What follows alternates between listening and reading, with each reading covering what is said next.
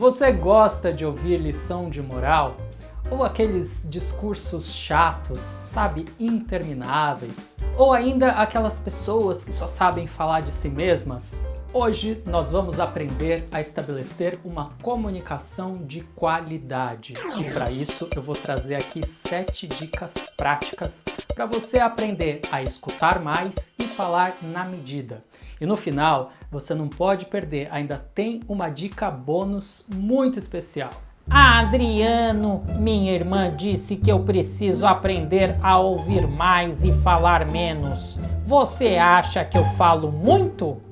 Antes de responder a sua pergunta, Aristides, é muito importante a gente entender a diferença entre ouvir e escutar. Ouvir é simplesmente identificar um som, um ruído.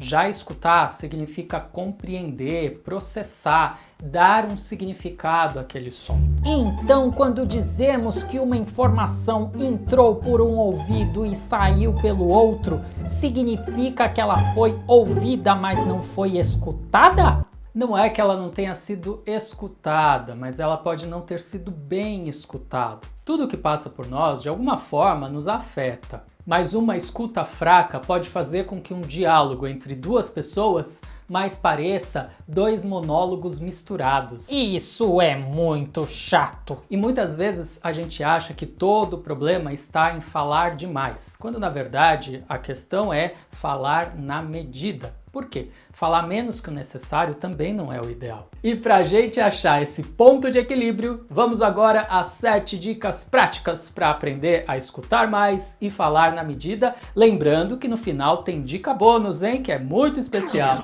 Primeira dica: evite ao máximo distrações. WhatsApp, joguinhos, televisão são exemplos de distrações que fazem com que a gente fique menos atento na conversa. Eu não suporto falar com pessoas que estão de olho no celular. É verdade, Aristides. Uma conversa fica muito mais interessante quando existe essa relação olho no olho. Segunda dica: haja como se você tivesse contato com a outra pessoa pela primeira vez na vida. Mas e se eu já conhecer o indivíduo há muito tempo? Aqui o exercício é de não se prender a visões pré-concebidas que você já possa ter sobre aquela pessoa. A ideia é que a gente possa quebrar barreiras pré-estabelecidas antes mesmo da comunicação começar. Terceira dica: procure entender a lógica da outra pessoa. Mas e se a outra pessoa estiver dizendo somente asneiras? Mesmo que você não concorde com o que está sendo dito, procure entender que aquilo faz sentido para aquela pessoa. Tente colocar-se no lugar dela e considere que o ponto de vista dela é diferente do seu, só isso. Cada pessoa tem sua própria forma de enxergar o mundo, por isso existem os pontos de vista diferentes e eles podem conviver de forma harmoniosa e respeitosa.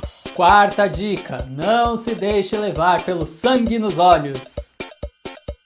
Cuide para não se deixar levar por impulsos, ansiedades, sentimentos aflorados. E se a outra pessoa quiser me tirar do sério? Nesse caso, respire fundo e saiba que ninguém é capaz de te ofender. É você que se sente ofendido. Como assim? Meu pai costumava dizer que quando um não quer, 2 não brigam. Então, lembre-se da dica anterior, procure entender a lógica da outra pessoa. O que ela está dizendo diz respeito ao ponto de vista dela. É a energia dela que pode não entrar em sintonia com a sua. Mas quando você se sente ofendido, o que você está fazendo é permitir que a energia da outra pessoa te afete. O grande exercício aqui é não responder na mesma energia. Responder com amorosidade, por exemplo, muda isso. E aí eu repito, você não precisa concordar com a outra pessoa, nem precisa criar uma armadura para se proteger. Basta entender que o ponto de vista dela é diferente do seu e tá tudo bem. Isso não é nada fácil. Realmente, não é fácil, mas vamos imaginar uma pessoa magrinha que quer se tornar musculosa. Essa transformação não acontece de um dia para o outro. A pessoa vai para a academia, muda a alimentação. É um processo que demanda dedicação. E aqui nós estamos falando do exercício da escuta. ela vai se estabelecendo, se aprimorando conforme a gente vai se dedicando, é com o tempo mesmo. Você tem razão! Eu tô aproveitando aqui para anotar todas essas dicas. E já aproveitei também e deixei minha curtida nesse vídeo. Se você que está assistindo ainda não fez isso, deixa o seu gostei. Quinta dica, abra-se ao novo.